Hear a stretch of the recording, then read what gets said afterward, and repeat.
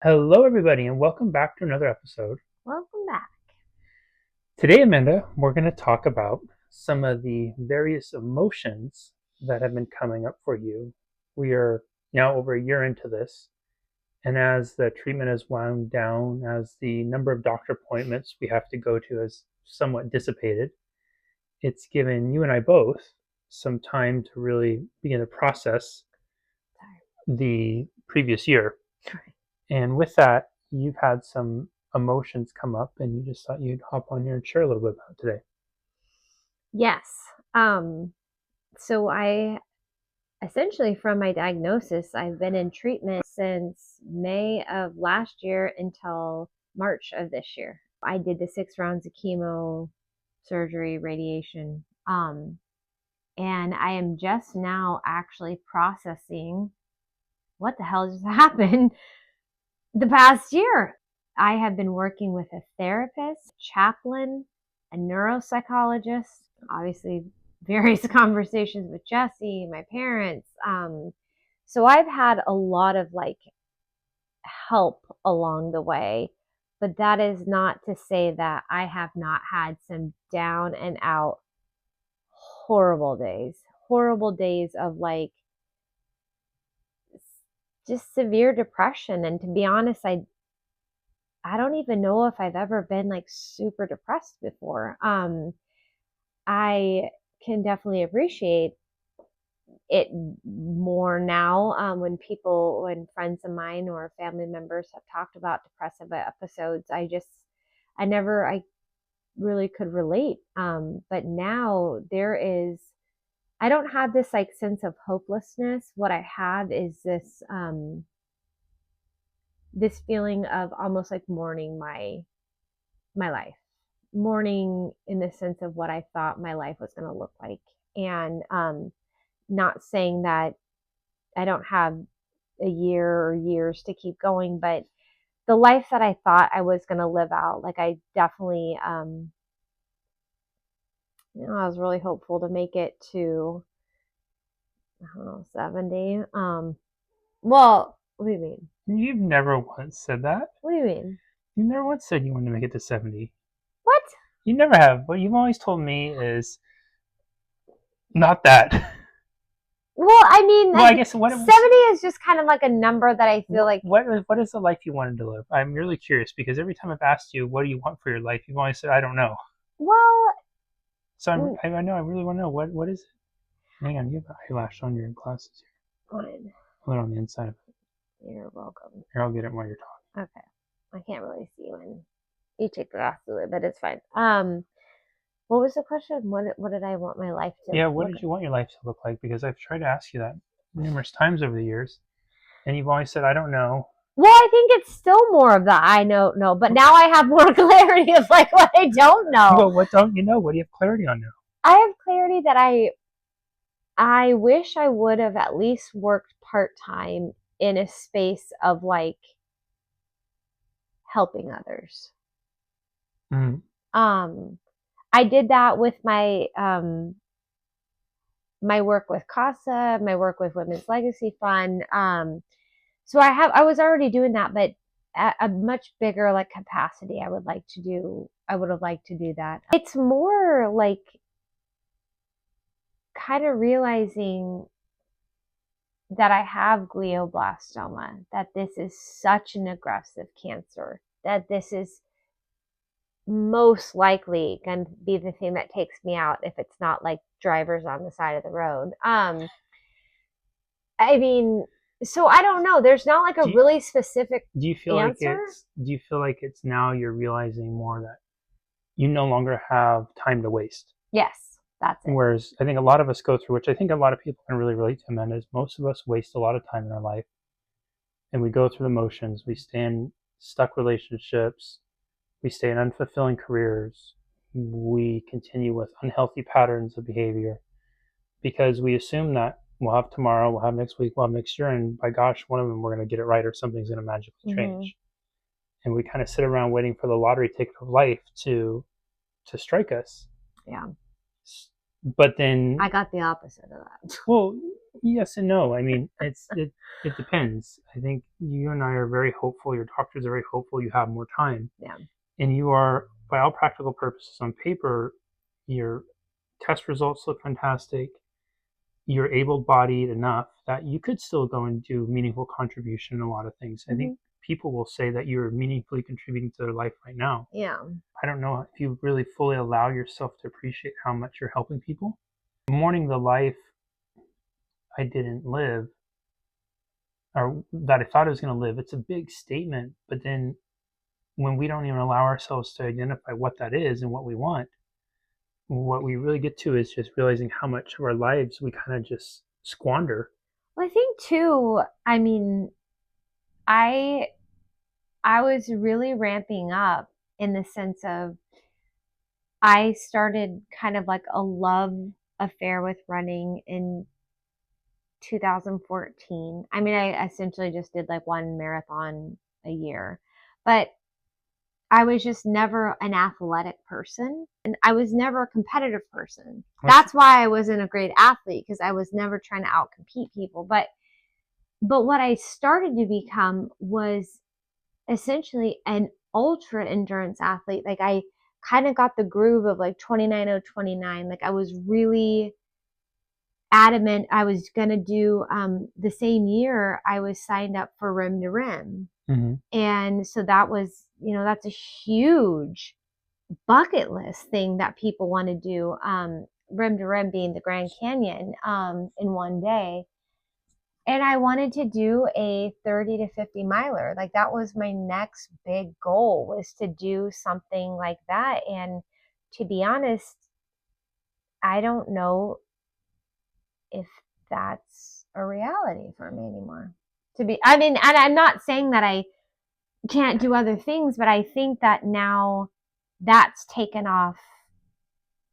um, taken off for right now.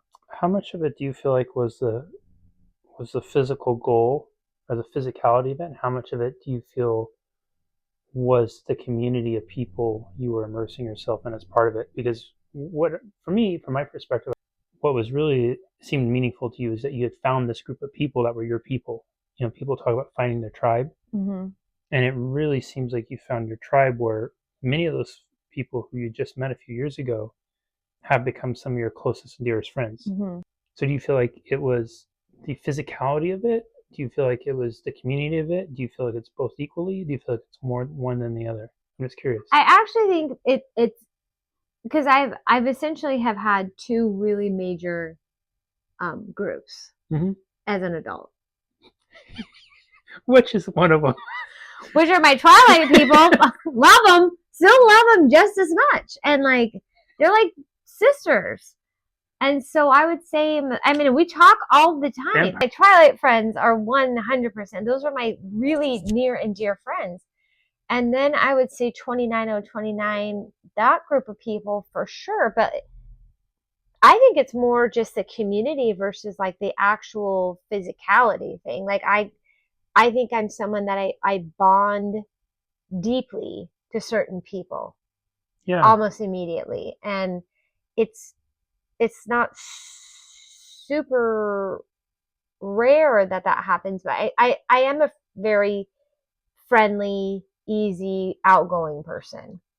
You are, but you withdraw and you withhold. You hold back. Yeah, I don't like just go on But I everything. think the difference is in 2020, so physicality has this really amazing way of doing this, or any sort of exertion, because you are taken out of a traditional bonding element. You're doing something that everybody in there is forcing themselves to be vulnerable and stretch, and in that it creates a really beautiful space and an easy gateway to bonding.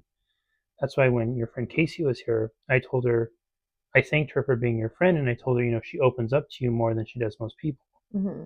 and part of that is facilitated through the physicality and allows you guys to form this deeper connection.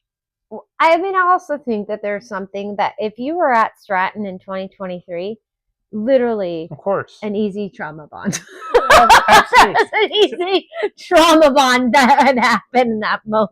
But wait, Netta, I think this is really wonderful, and I appreciate you being vulnerable and sharing here, is because while you're right. Maybe physically you're not going to go run 50 miles right now. You're definitely not going to do it with your current training regimen. But what you can do is you can absolutely, very likely, you continue to do as well as you are health wise. Sign up to do another 29 and 29, and maybe you don't do all the laps, Yeah. but you get to be immersed in the community. And I bet the community would welcome you with open arms, and you Oh, yes. probably form even deeper relationships than before. And Yes. you were saying that you were depressed about the life that you weren't going to get to live. Mm-hmm. Is there more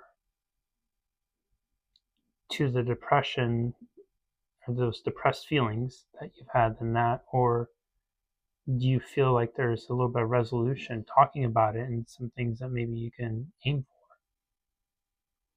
I don't know if it's ever going to be a resolution. I think that there are there are days where I'm like, I'm 43. I'm 43. And I'm like, this is supposed to be midlife, you know, quote unquote, midlife, right?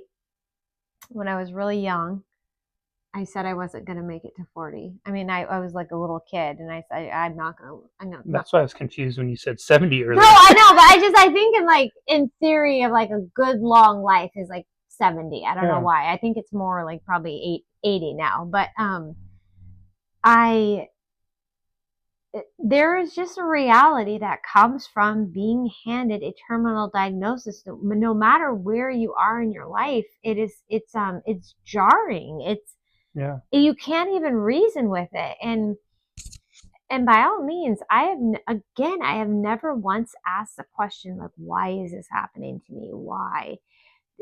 That's it's a question I'm never going to actually be able to answer, and I just don't partake in even thinking about it. I don't even care the why. But what's happening now is I am starting to really dive into, now that treatment's over, it's like, what now?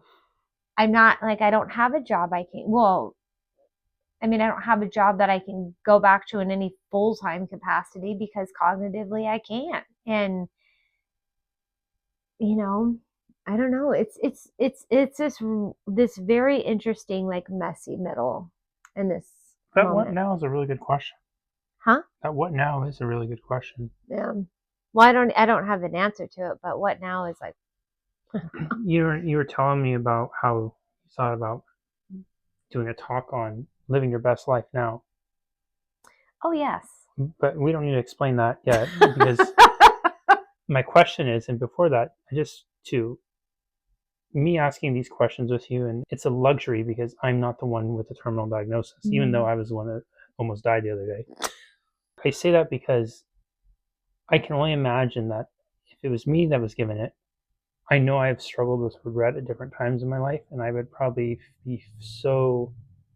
I'd probably have periods of feeling deep, deep regret for things that I have not done, or feeling like I didn't make the impact I wanted to make, or help as many people as I wanted to help, or that I really never, utilize or express my full potential.